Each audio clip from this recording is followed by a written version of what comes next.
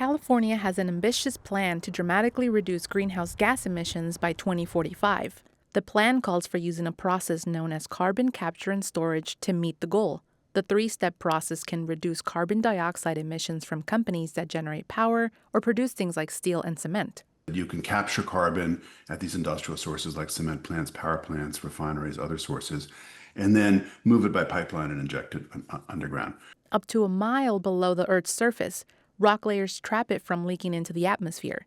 A state report says industrial emissions contribute more than 20% of the state's overall emissions. David Victor is a professor and director of UC San Diego's Deep Decarbonization Initiative. He says the technology is needed in addition to renewable energy. But Victor says, one of the barriers in the state has been building the CO2 pipelines. It's been technically illegal. California banned carbon pipelines in 2022. The state was waiting for the federal government to create safety standards, but those efforts stalled under the Trump administration. Governor Gavin Newsom said the state will lead development of the technology when he signed a bill last week lifting the ban. And this helps streamline that and put one agency in charge with very clear timetables. That agency is the State Fire Marshal's Office. The legislation tasks it with creating safety rules for the pipelines.